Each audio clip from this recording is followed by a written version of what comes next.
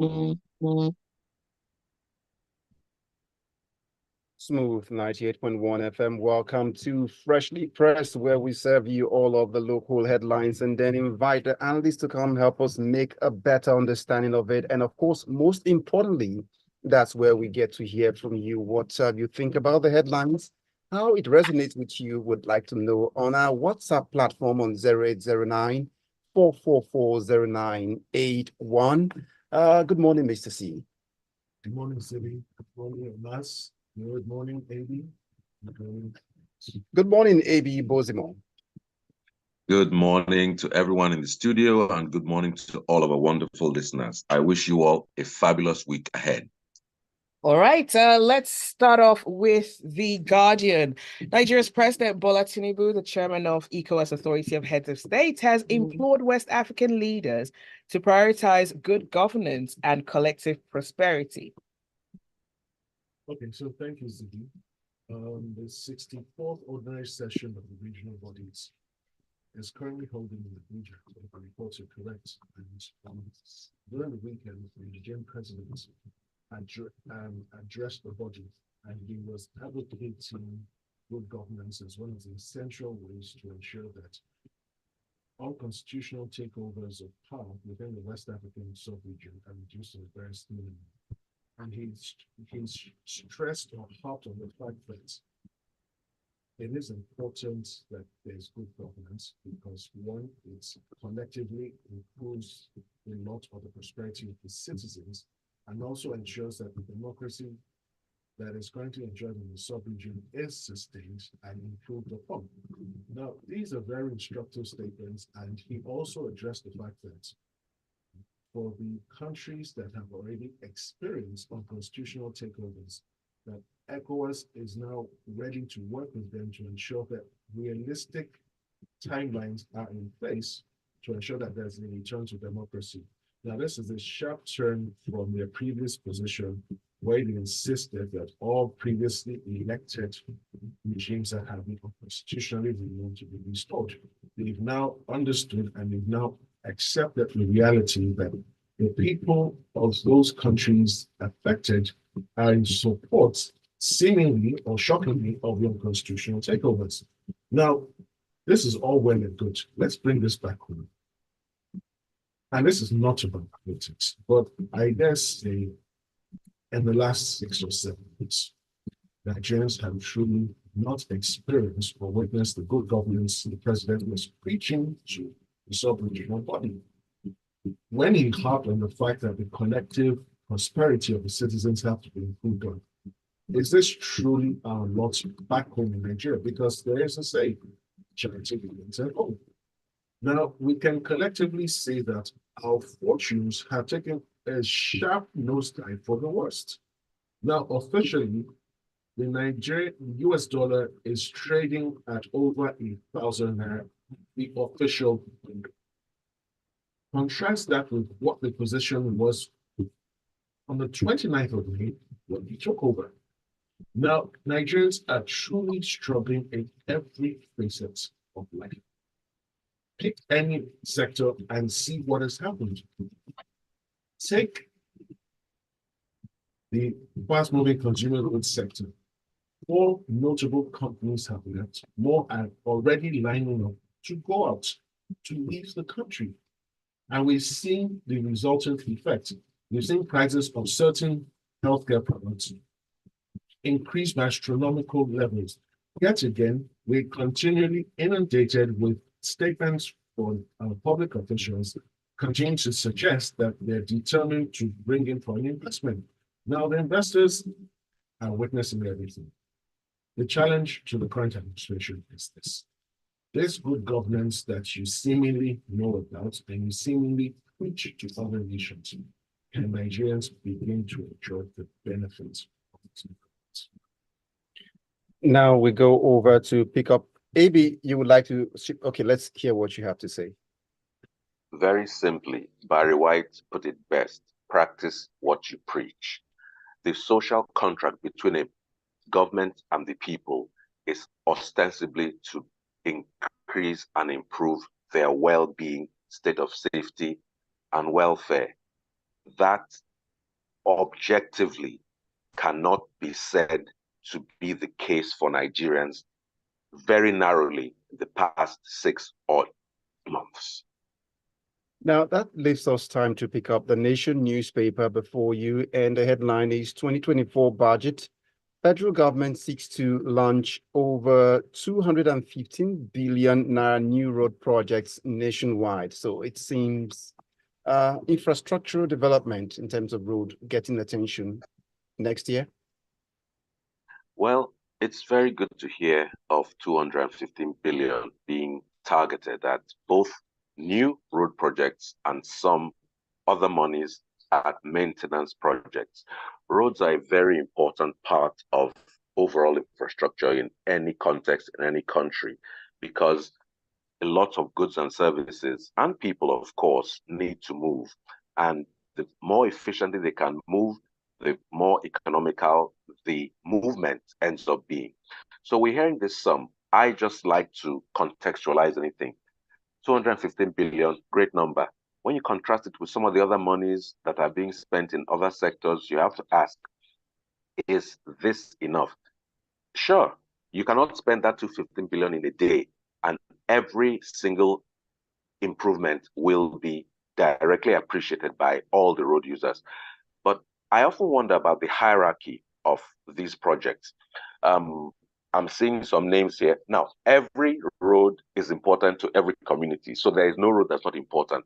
But I think when I hear about this, I'd like to hear that the FG is facing arterial roads, some of the very main routes in the country that maybe pass from north to south, east to west, through and around Abuja, because that way you are connecting the very generality of the country. And then, of course, you get down into the state and other road levels. And I'd like to have a sense of connection between what the federal governments are doing, federal government officials are doing, and what the state and local government officials are doing. It'd be great to have a national roads overall master plan that gives us a sense that over the course of 24, 48 months, there will be 40% better motorable roads across XYZ swathes of Nigeria.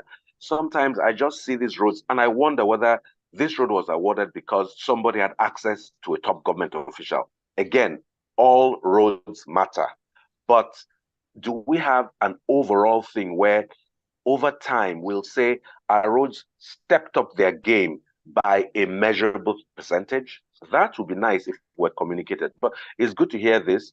We want to make sure that the standards of the roads delivered actually meets the best quality, because it's one thing to award a contract. We saw some videos some months ago where some citizens just went to the side of a drain and used their pinkies to punch through what was supposed to be concrete.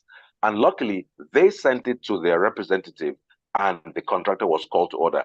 We're all supposed to monitor these projects, but we must know what the intention is. Is it to award a contract, or is it to actually genuinely deliver value to the people? All right, thank you for that, AB. The WhatsApp number is 0809 444 0981. And we're streaming live on YouTube as well, so you can catch the live stream and post a comment. It's Smooth 981. From Punch, the president has expressed his readiness, or the readiness of his administration, to continue to invest in education for the graduates coming out of Nigerian universities to be able to compete with their peers from other institutions across the world. Now, he said his administration would look into some of the regulatory frameworks that have hindered the improvement of tertiary education across the country. Mr. C?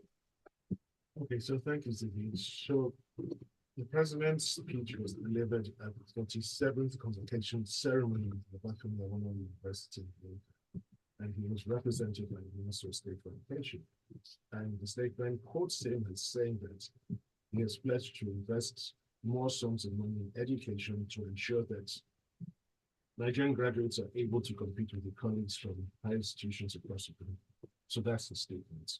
Now, what is the reality? Because actions speak louder than words.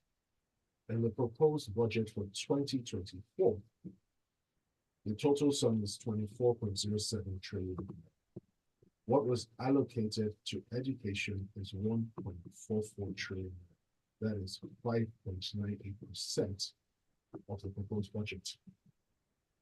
In contrast, the Ministry of Finance gets 9.3 trillion now. That is 38% of the budget.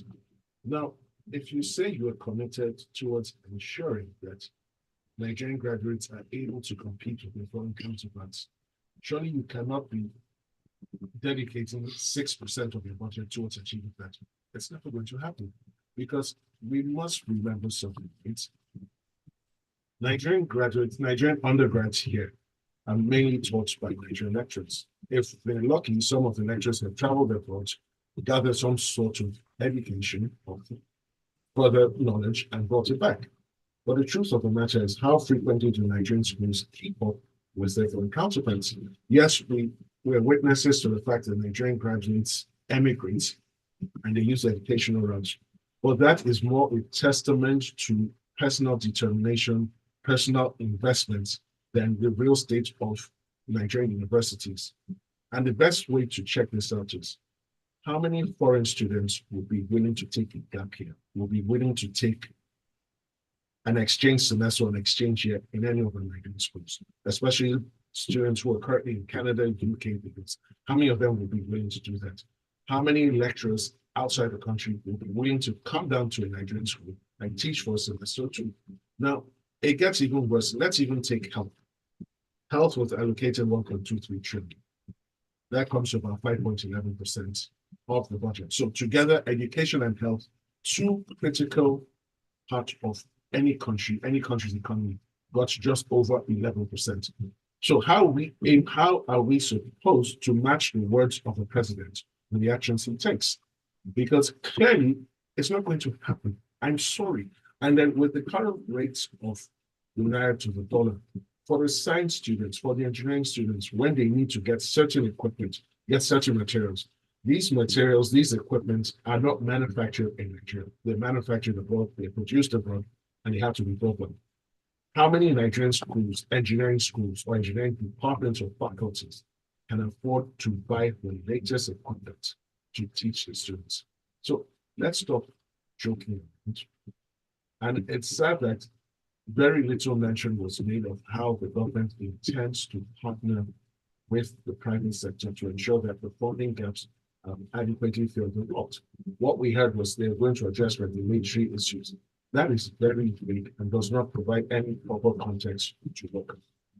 All right, let's look at some of the messages we have coming through. Ajayi says, and it's interesting to hear the president saying that good governance will prevent coups in West Africa, when it does seem like he may have abandoned his policies of restructuring and true federalism just 6 months into his administration.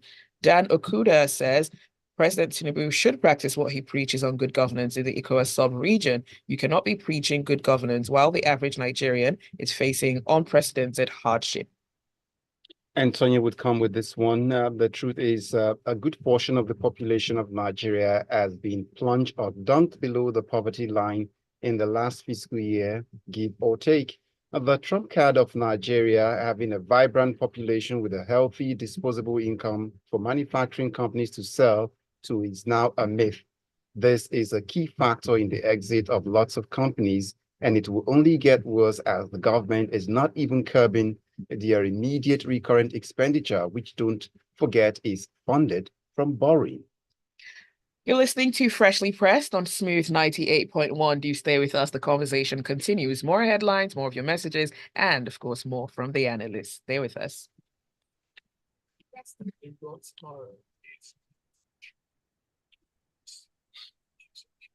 For a reliable way to grow your money, let me tell you about ARM. ARM is one of the largest non-bank financial institutions with over 29 years of expertise in money management and wealth creation. That's almost 3 decades.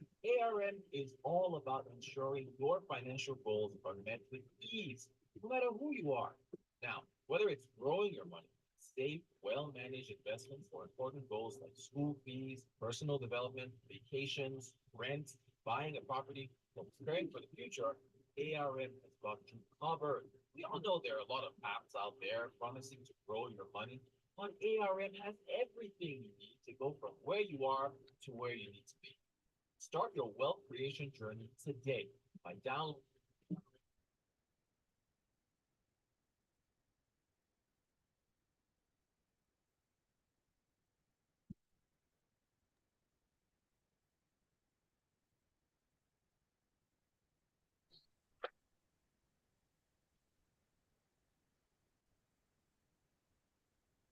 $5,000 to ARM. Let's face tomorrow together.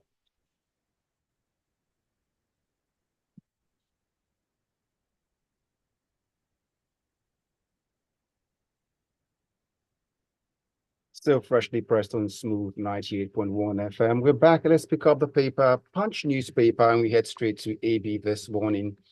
Anambra community tackles ministry, others over land grabbing, and Zibby. This echoes one of our conversation last week, and here we are. So the man who should help us even unravel this, an architect, expert in all of these issues. Talk to us about why land becomes a recurrent theme and land grabbing.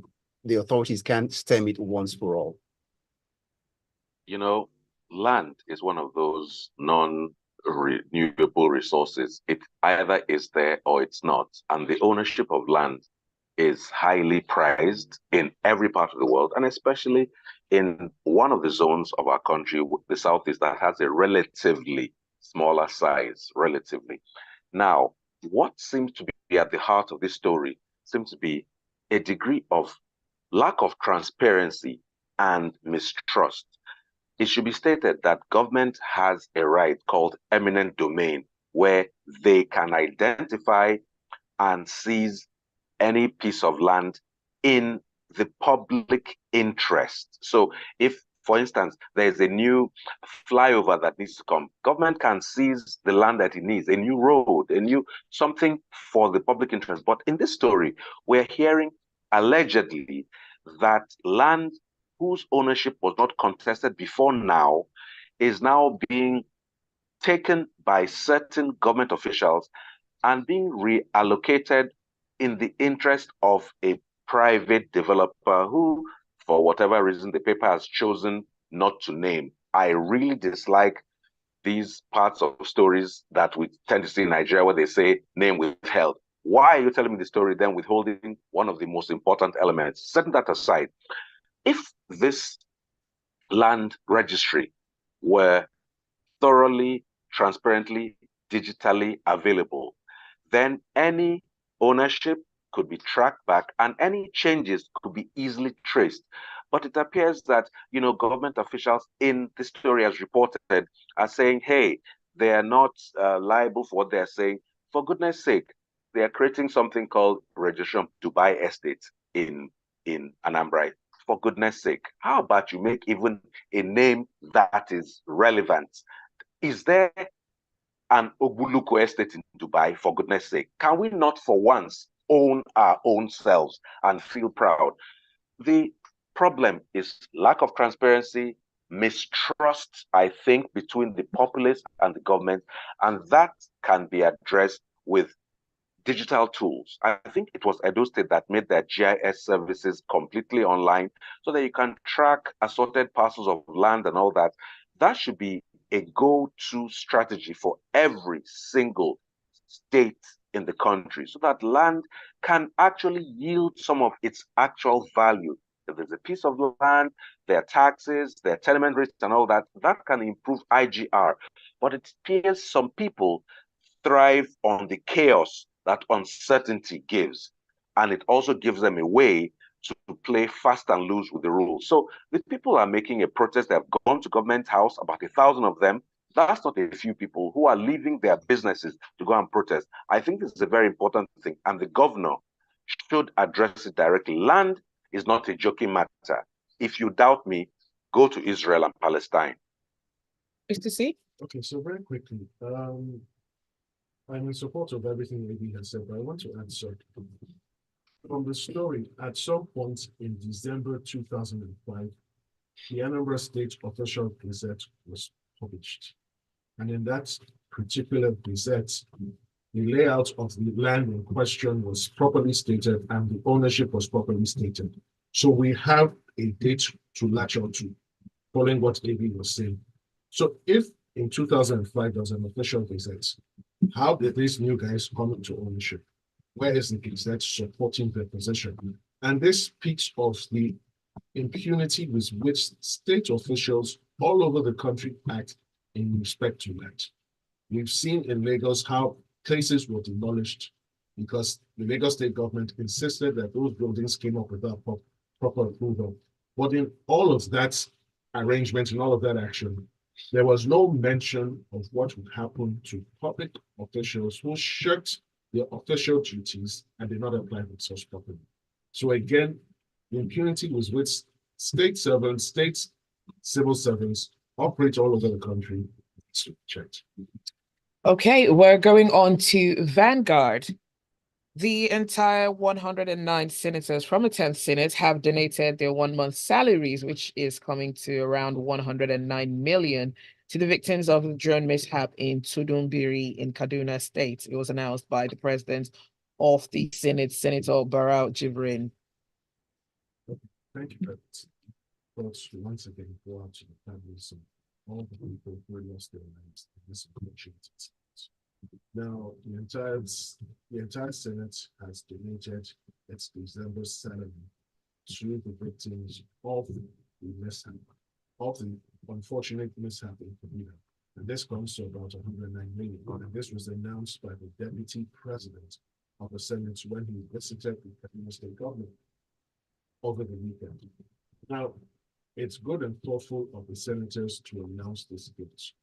But beyond this, is there any political will to properly investigate this incident? Because this is not the first, it's not the second, it's not the third, it's not even the fourth report of people being unlawfully killed. And then we hear reports after the events of they got the wrong targets and the innocent people had to suffer. Because it appears from all the news reports since this unfortunate incident happened that there's a determination in some quarters just to bury the matter and carry on with life. Now, it again leads to the eternal enduring question. What is the value of it? The people who were killed were not names. They're not spirits, they're not ghosts. They have names, they have identities, they have relatives. And it will be extremely sad and regrettable if we move on from this incident to, yes, it's good for them to donate their money. And once we're even in the donations, why are they donating their salaries? That's not where the money is.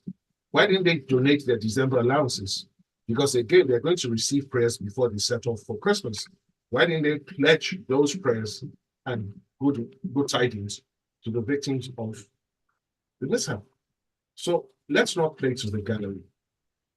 We must investigate this, because if we do not, we will continue this pervasive, endless cycle of a Nigerian life meaning next to nothing, and the perpetrators of these things will continue to be emboldened. Because whether or not it's a mistake, we need to know how, we need to understand how this happened so that we can prevent it from occurring again.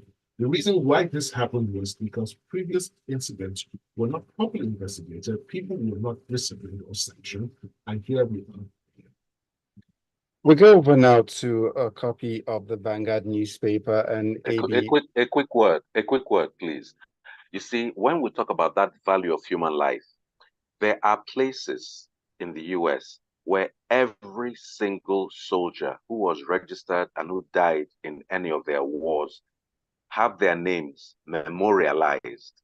We keep having these things. We don't even know or recognize or remember the names of the people. That is at the heart of value. If we don't identify a person who came into the world and was known as a Nigerian when they passed on, then just like Mr. C said, it'll happen again. When you create a memorial, I think it has a way of reminding and warning us and hopefully curbing it in future. Next story, please. I'm with you. Now, this takes us to money issues and what some external sources feel about it. But the headline from Vanguard will state here, IMF advises CBN to further hike rate at next Monetary Policy Committee meeting. So walk us through this. Why is the IMF meddling? What's their business in this? Well, they're praising the president for a couple of policies he has as he has announced the fuel subsidy policy. They're noting that inflation has risen so much since last year to 27%, and by mopping up the money, they're hoping it'll slow down inflation. I know the economic brilliant ideas.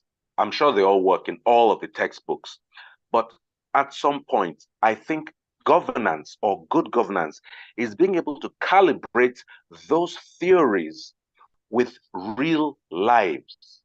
So that gap between every awesome textbook ever published in economic theory and what real human beings are going through is how I think you can measure governance. Yes, in theory, I remain a hawk of the removal of fuel subsidies. However, you must replace that fuel subsidy with other forms of subsidies. And you must have a framework in which to do that. We're supposed to have NIN, BVN, every kind of N. Yet, monies are announced every day. I get into a state of numerical numbness when I hear billions and billions and billions.